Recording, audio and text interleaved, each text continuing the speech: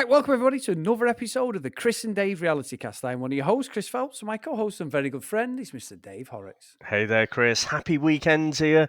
We're getting close to Christmas, aren't we? And we're here on our bonus episode as well. So, what have we got in the mailbag, sir? Well, Dave, we have a little bit of a backlog, haven't we? Because of my charity efforts, we got a little bit bogged up there. So apologies, guys, but we are back. And this one's from our good friend Dee Dee, and it says, "Hi, Chris and Dave." And to be fair, Dave, I've already read this. It puts a lot of context on what me and you had said about the show Mhm. as being Bachelorette novices. So it just says, "I just wanted to check in and let you know how much I'm enjoying your recaps and your bonus pods. Also, best wishes to loyal listener Lauren and her knee troubles. I can sympathise. Working at home in my little office has been really bad for my orthopedic health. You know you're middle-aged when you get hurt sitting on your ass and sleeping." I feel like that today, Dave, I must admit. A quick take on your comments about all the snogging that goes on. It's true. In normal life, that seems sort of yuck, but on the Bachelor shows, that's normal, in fact. Almost weird if the lead doesn't kiss someone. You kind of get used to it, but sometimes I get tired of watching it. Former Bachelorette Hannah Brown said those Listerine breath strips are a go-to between snogs are a must. Or something like that. Anyway, she mentioned she used them a lot. Thoughts on the episode? Now, this is, bear in mind, this is from not the one we've just seen, the one before, Dave, so episode 8. I wanted to hear more of Zach's story of addiction and redemption. I sense that he said a lot more, but he was savagely edited. What a shame. I'm not a fan of the wedding photo shoot. They have done this on a few seasons, like why? Dressing up as if you're carefully choosing a gown to wed someone you barely know. Bennett, and again Bennett. Why so condescending? He's got to be a stick to go along with the rich and debonair vibe. Is he really rich or did he have a pricey education? I think the latter, to be honest, Dave. Okay, I wasn't comfortable with Ben stripping down on the self-portrait date, but I would like to have heard a whole lot more about his eating disorder. That must be a huge struggle, especially for a guy, and I bet he still struggles with it. I don't think I've ever heard a contestant talk about that issue, and I bet a lot of previous contestants have faced it. Easy. I saw it in Tasha's eyes that you were going on, buddy. Now, I didn't see that, Dave. I must admit, there's some pretty serious allegations about him and speculation as to why and why they haven't been addressed. Maybe now. Anyway, so many thoughts, but will I sign off here? Thanks for all you. Hold on. Thanks for all you do, and who wouldn't love to see you guys get the band back together. You could play a country song at an upcoming Bachelorette season, Mm. DD in Arizona. Sorry, Dave, a Oh, lot there. Chris, we've just covered the Blues Brothers, haven't we? We should do a bit of Yeah. Rawhide. We Move could them do- on, get them up, move them on. Round up. Rawhide. Yeah, we can do both types of music, country and western. So, Very good, Dave. Very good. brilliant email, and I think this is going to be a bit of a theme, isn't it? Showing our greenness with the Bachelor and Bachelorette about all the snogging. But I was thinking about this, Chris. I don't think it's anything that I'm gonna ever get blasé about. Well, I think. Do you mean about the kissing, Dave? Yeah, yeah, Yeah, I don't think I'm going to get used to it. Watching it this week, and and I've watched The Bachelor before. You have. You covered it on a previous podcast. You know what you're getting, Dave. It's just yeah. it does seem more. That when I see that, I think that whoever the Bachelor or Bachelorette is, they should only be kissing the ones they really got a connection with. Like if you're just gonna just willy-nilly go for it every single episode, that's where I struggle believing the story of like how I mean, it's the guys and they say, "I really care about you. I just want you to be happy." No, you don't. You want to be on the show because it's a popularity contest Yeah, more than anything. That's all you're there for. So get your profile up to people seeing you on screen and they relate to you, and you go on other TV shows. yeah. And I just think it's not normal, but it's Bachelorette normal. And I guess Mhm. if we cover more shows of the Bachelor and Bachelorette, maybe we'll get more used to it. But it's just fucking weird, isn't it? It's Yeah. cool. I mean, you have to step out, and I guess if you've lived and breathed this for the last, best part of 20 years, then and you get a couple of middle-aged dudes who are like, oh, it's rather, it's not right. That might seem a bit weird, but like I say, I don't care how many seasons I watch of this, it will still strike me as odd. But then I guess conversely, what people are saying is that, well, if the Bachelor and Bachelorette don't do that, they don't go snogging lots of different people, then they're a bit dull, they're a bit boring, and they won't ever get another job on the Bachelor franchise again. So, I mean, it is a tough one, but yeah, for me personally, never gonna not find it weird. No, me too, Dave. I agree. And Dave, the second email is from our good friend Lauren, Dave, and I'm going to let you read this one. Well, just before I get to that, though, I mean, Dee Dee's point about Bennett, again, what an absolute tool. I mean, she's mentioned there about his pricey education, and obviously I say obviously he's gone to Harvard. I am slightly questioning that, or whether he just turned up and it was bought and paid for and didn't learn that much. But I mean, did you notice? Because I watched the end bit again, and when he comes back in and he's talking to Tasha about a whirlwind instead of a whirlwind. He actually called it a whirlwind, as if Yeah. it's a real thing. He can't fucking add up. He can't spell. He thinks whirlwind is whirlwind. It strikes me as someone who's just trying to be. He's trying to be something he's not. I'm sort of questioning whether he is who he says he is. It could be, Dave. And I tell you what, you know what this is me speculating. This isn't you or anyone else. There's been a massive thing in America. I don't know if you've picked up on it the last year or so, where a lot of high-profile celebrities have been backdooring their kids into schools by giving them backhanders, Dave, to Hmm. get good grades. Hello, Yeah. Bennett. You know what I mean? That's all I'm going to say, Dave. I'm not saying it's true, but he looks like, and I think Dee Dee's right. Is it a case of he has had an expensive education? It doesn't necessarily mean he's fucking learned anything, because I Yeah, don't think he it has. doesn't mean paying to get him in the best schools. It means just, there you go, just give him an A. Yeah, yeah, that's what I think. I'm with Dee Dee on that. I really am. There is something definitely off about Yeah. him and his Harvard education. But anyway, Chris, so our good friend Lauren here, it simply says, well, actually, the subject is Letters from War. Oh, Chris. Oh, dear, sweet Chris. I plan to write this missive from a place of. It must be message. Right, let me start that again. I plan to write this message from a place of peace. I truly did. An earnest, if slightly post surgery, edible enhanced, truth be told, offer of healing across the waters.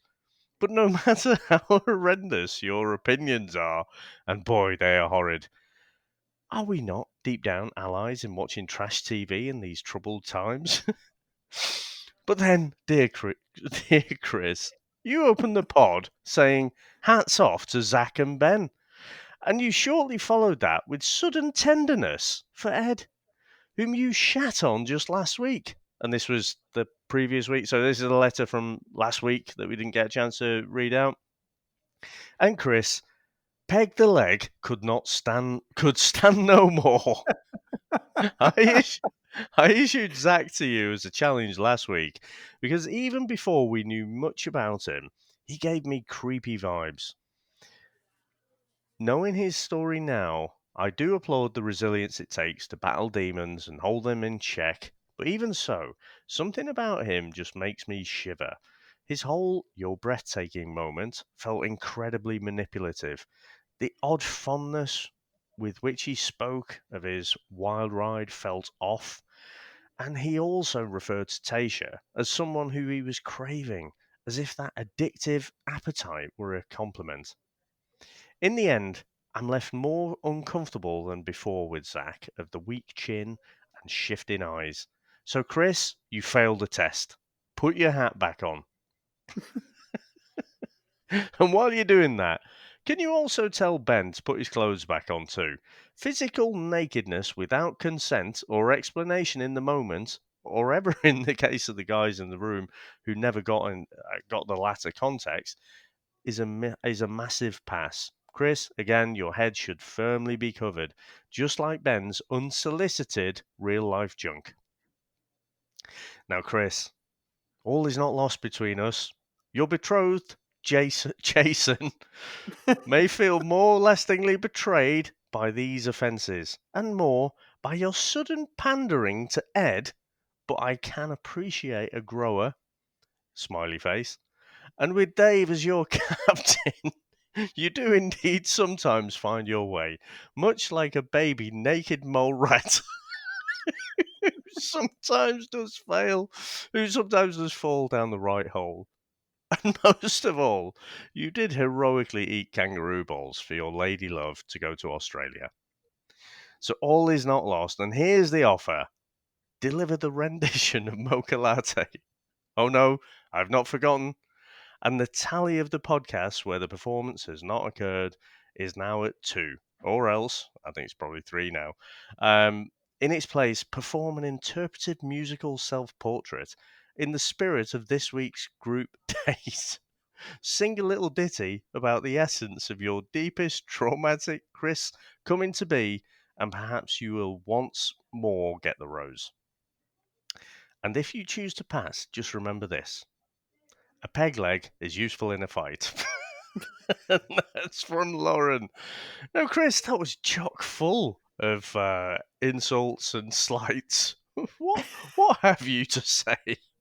Do I really need to say what I want to say, Dave? I don't like the fact that you fucking enjoyed that a little bit Oh, too I much, loved my it. friend. Fucking Homer Simpson was straight in that bus there. Yeah, I'm well out on my own. Now, what I would say, Dave, is she can't catch me at the moment, so we're okay, Dave. Are we I mean, getting our I honestly can't remember what Mocha Latte goes like. no, I think I do, but I'd have to listen to it. I'm gonna have to pull it out of the bag art at some point. At some point, I think so. Yeah, Just I make it will, better Lauren, than but the Ed Sheeran one. all right, thanks, mate. I'm gonna admit defeat on this, Lauren. You've run rings round me. I'm not even gonna take her up on it, Dave. Every time I come back with a little dig, she gets it and comes back with more. So all I'll say to you is the one thing that I will say about her email. She did say, "I can't stand no more," and she's right because she can't stand at the moment, Oh, Dave. But other than oh, savage!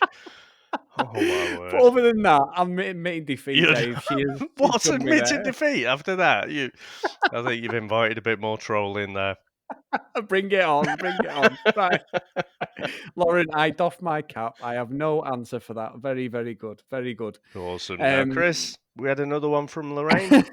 our good friend Lorraine, yeah. Luckily, she doesn't go at me so much, Dave. But anyway, hi, Chris and Dave.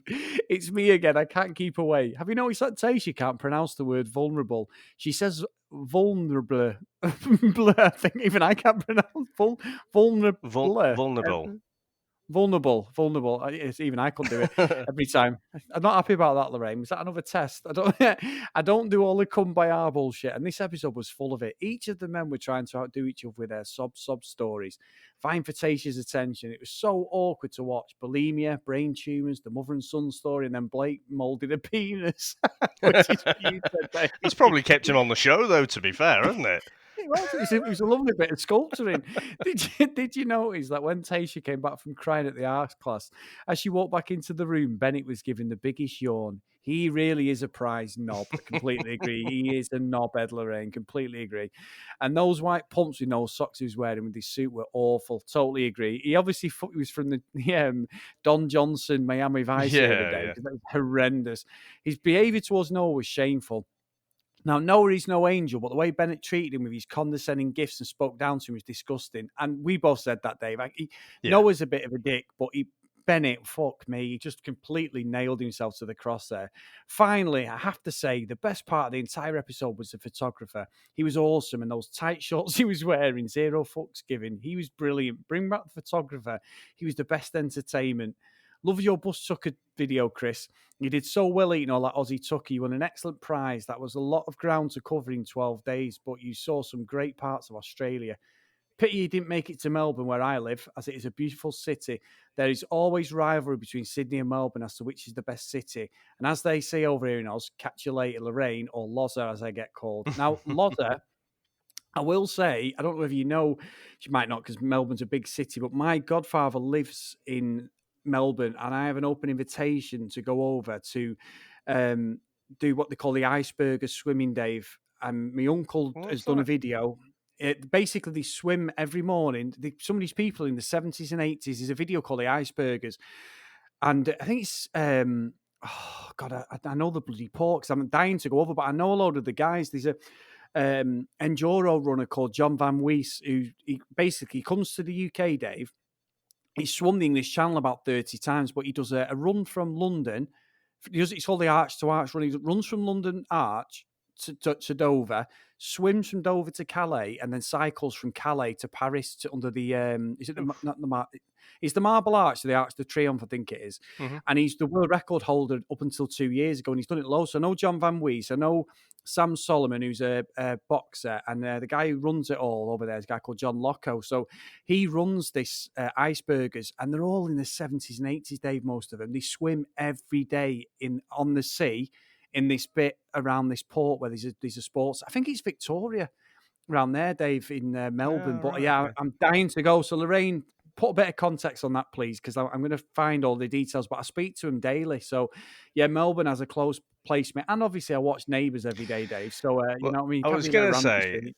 Melbourne has got a special place in my heart, certainly when I was younger, because it's got my favourite street in the world, Ramsey Street.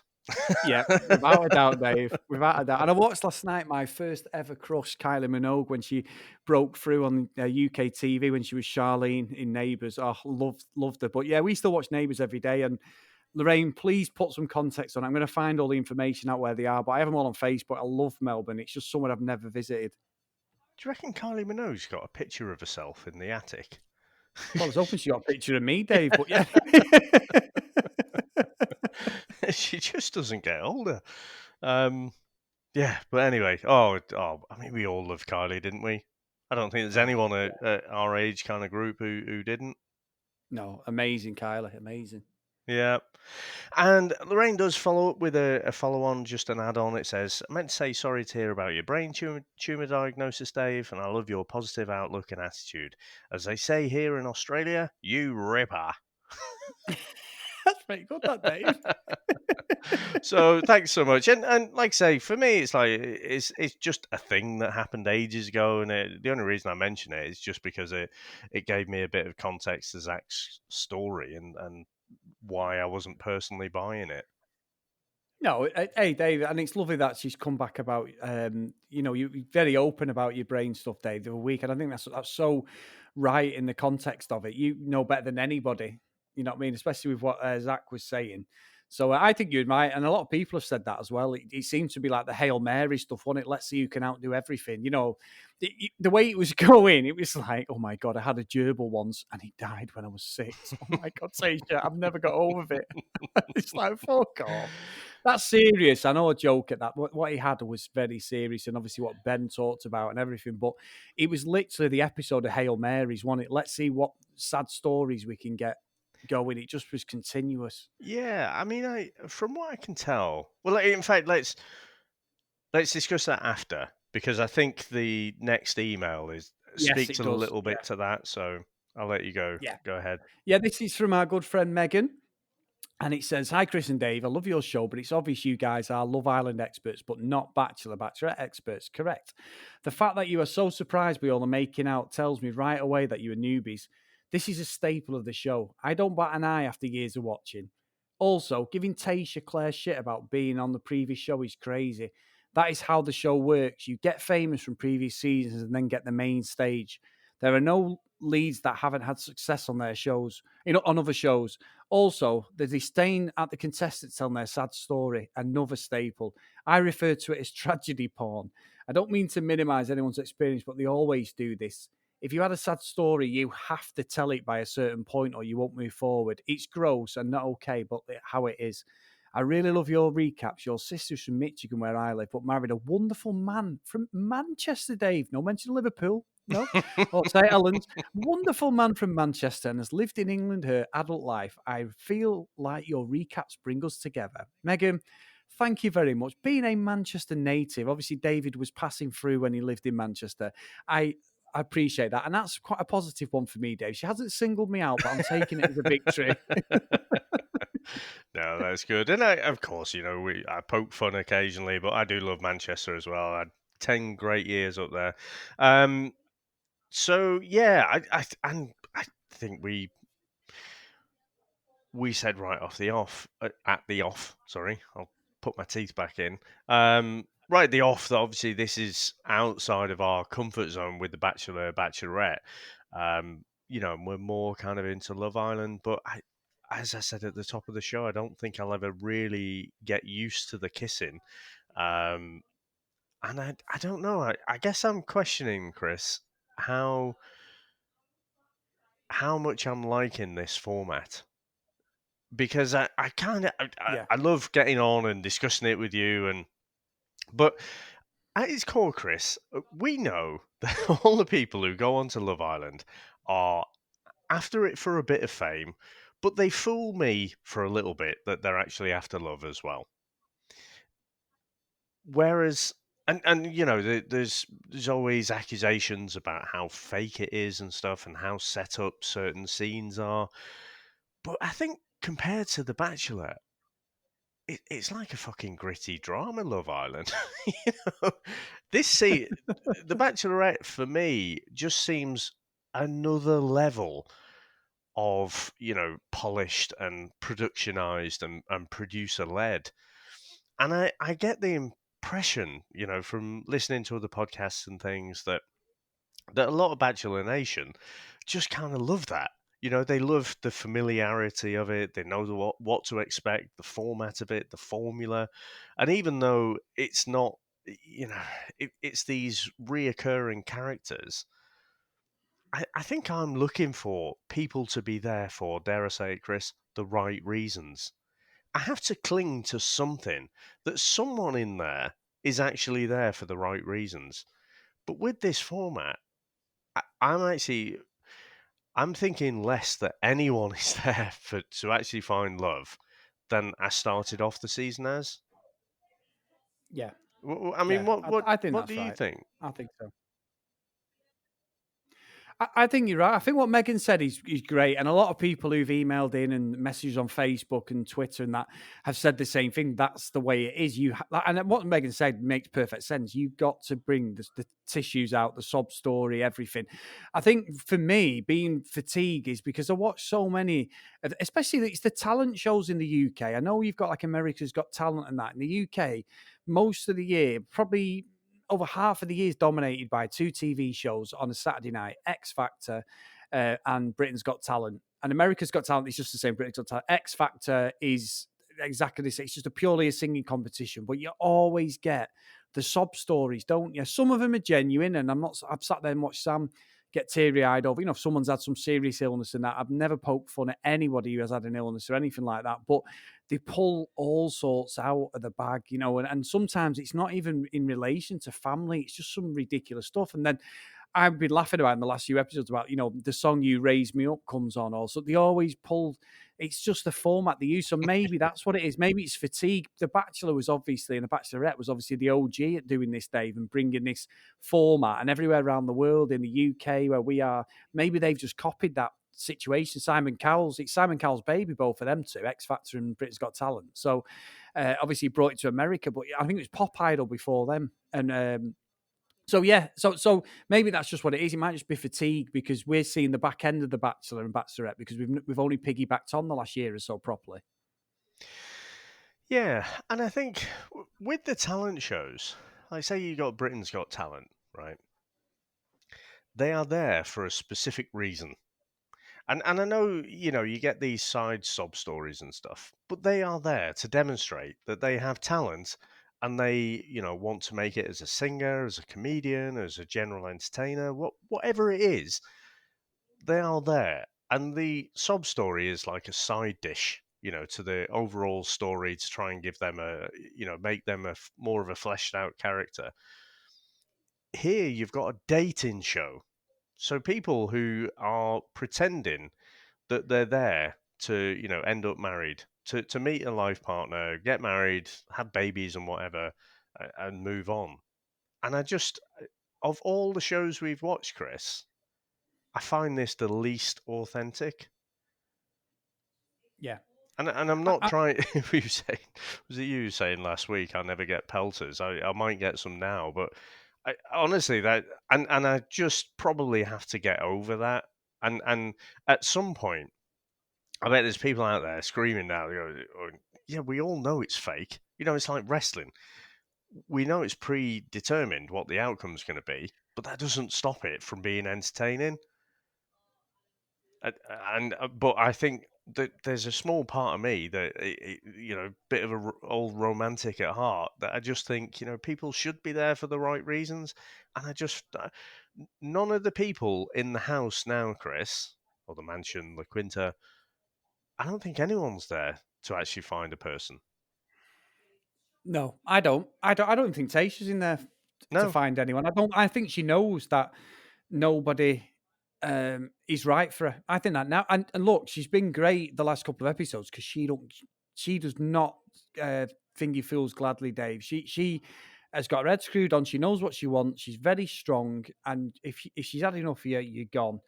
I will cast judgment, as we said on the episode the other day, with the Bennett situation, because that for me is you reap what you sow. If she's prepared to bring that idiot back, then that is just bad news for me. It really is bad news. But we do get the face to face chat, don't we? Like round the round table sort of thing. So we're going to have to see how that plays out. Next week's episode like it's going to be a classic, to be honest. So I'm really looking forward to it. But the Bennett thing, I just think that's a really, really bad faux pas for Tasha. Unless she's going to pick him and that's the one she's going off with, there's no mileage in it. I just don't see why she would have done that unless she, in her heart, she thinks Bennett's the man, which everyone else watching's like, that is fucking really bad mistake. well, don't forget she doesn't see all the things that we see. You know, the first few episodes, everyone was kind of, you know, warming to Bennett. I think, he's this kind of quirky. He was clearly a rich guy, but he seemed to be quite humble about it. He wasn't thrusting it in people's faces. He was just kind of, very clearly rich and lived a different life from the rest of us. Whereas, we've started to see more and more, what an absolute dick he is. And, he does look down at everyone else. And actually, he's not actually that fucking smart in the first place. He's just born with a silver spoon in his mouth. And, I can't help but be repulsed by people like that, to be honest, Chris. So he's proper fucking shit the bed as far as I'm concerned. Um, and Yeah. yeah, if Tasha takes him back, I'd wonder what her motivations are. Yeah, I think you're right. I think you're right. And it is in the context of what we see. And we're watching an edited show, Dave. So, like anything, as much as I don't like Bennett, and I think what he did with Noah was a disgrace, but we still don't know what the full story is with him living there 24/7. Yeah, and look, he is a good-looking bloke, and look, he is fucking rich. Or Yeah. probably, like I say, there's still an element of doubt from me. I'm not sure what, because of this whole Harvard education thing. But he's clearly not that smart. I just wonder, it makes me question everything about him. But now, Chris, I do have to tell you, and now you may not have listened to this, but Tasha's ex-husband was on the Reality Steve podcast, and he is not Oh, fucking tell me happy. more. So, he's given his side of the story, and I don't particularly think he comes off particularly well either. But I think I think he was questioning and not very happy at the fact that she's painting it like, they had this kind of perfect marriage, but, because of infidelity, that's why the marriage kind of split up, and I just think he said he was like working 12 hours a day and stuff, and there was, it sounded like there was no real intimacy there or anything, and he was unfaithful, but like admitted to it very quickly. And then got in a bit of a cheap jab at the end there. She was saying, "Well, you know, I'm supposed to be the one who's cheating, but she's dating 25 guys." So so he's not happy, Steve. Steve. It's Steve, reality yeah. Steve is the Chris, yeah, podcast. yeah. He's not happy, Chris. And I don't think I would be either. And again, we've been called out because, she's kissing everyone, but that's not cheating. And again, I can watch 100 more seasons Yeah. of this and I still won't change my mind on that. That's just how it is. Yeah. Good work. Yeah, no. Now, David, David, we have had a write up about the show, haven't we, Dave? Oh, we did. I forgot about that. Have you got it to Yeah, hand? so this is from a great. I have indeed, actually, Oh, Dave, because I was nice, looking for it nice. furiously because you asked me the other day and I couldn't find it. So it's from a lovely site called the Bachelorette. It's bachelorette.wordpress.com, and it's a write up about basically 5 of the best podcasts that are in relation to the Bachelorette Nation. So there is a write up, Dave, about ourselves, and they mentioned the Rosecast, Rim and AB. We've got Here to Make Friends, Claire Fallon and Emma Gray. We've got Chris and Dave's reality cast, Dave, and it says. I recently discovered these guys when they were recapping Love Island USA. Also, a fantastic show, though the UK version is better. Are you ready for this, Dave? Their sexy British accents and infectious laughter always puts me in a good mood.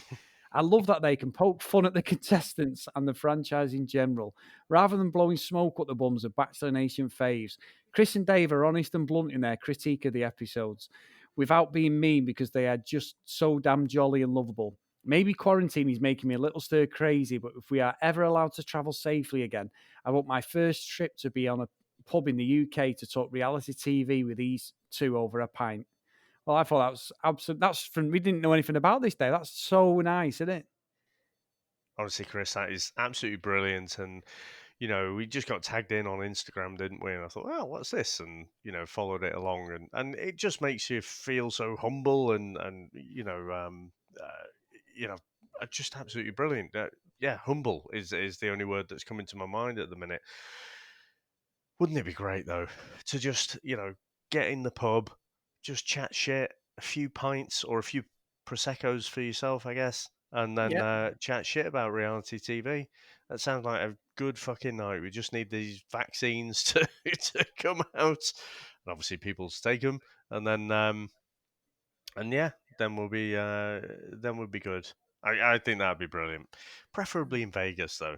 Yeah, I Maybe think that, Dave. more than Yeah. a pub in Manchester, but we could do both, couldn't we? Well, you know that I'm due there next October in Vegas, so maybe we could do a CD reality cast catch up, Dave. You know what I mean? That would be the dream, I think. That would be awesome, wouldn't it? Oh, I'm so jealous. Have you paid for it? No, not yet. But I've got one of my other sisters wants to come now as well, so she's like on board with it, saying she's going to come. So Nice. I've got it all in the pipeline. We've got it all there. I've got the people who we want to fly with and that. We're looking at maybe Virgin or BA because I'm not going in direct. I want to go direct this time. Yeah, But it's a better flight as well. The planes are better and everything because we were absolutely on our arse with the jet lag when we got home. So right, right. I can't wait. I'm not bothered where we stay as long as it's central this time. I'm not bothered. Bally's where we stayed last time wasn't the best hotel, but the room was lovely. It did the old $20 gag I've told you before, where you just put it in your passport and they upgraded the room to a suite. Yeah, And yeah, we were away, perfect room just to sleep in, and it was lovely and clean and that. So yeah, can't complain. awesome.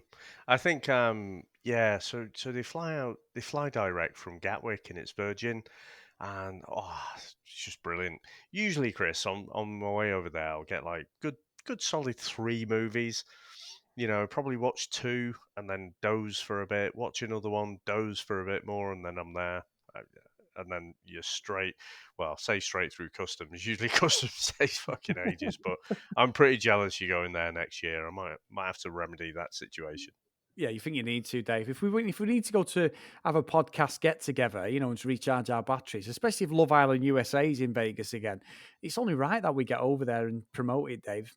We should do, shouldn't we? Get out there, do a live show. Be perfect, wouldn't it? That's the dream. Anyway, guys, thank you so much today for all your emails. That write up from the Bachelorette is brilliant. Thank you so much for that. And I'm sure our good friend Lauren is going to come back at me, Dave. She'll probably try and send over some sort of blunt instruments if just I'll open my front door and someone will just give me a whack with it and run off. But anyway, bring it on, Lauren, bring it on. And if you want to contact us like Lorraine, Lauren, Dee Dee has, Megan, as always on social media at CD RealityCast. If you want to email us, cdrealitycast@gmail.com. And if you get a chance, guys, drop us a review on the show and your podcast catching up. So, Dave, brilliant. I'm so glad we got this bonus one in this week. Apologies for last week, guys.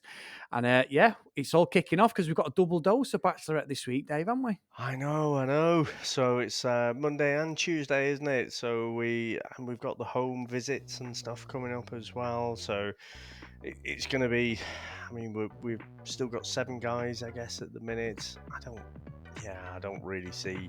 I mean, Blake is the obvious one. He's going to go next, isn't he? Surely, but I think it's going to be what happens with Noah and what happens with Bennett. She might decide to keep Bennett, jettison Noah, thinking she's made the wrong choice. And yeah, Chris, I can't wait. Me neither, mate. And thank you, and have a good weekend, mate, and everyone else as well, because I'm really enjoying it at the moment. Me too. All right, cheers, mate. Speak to you soon. Bye.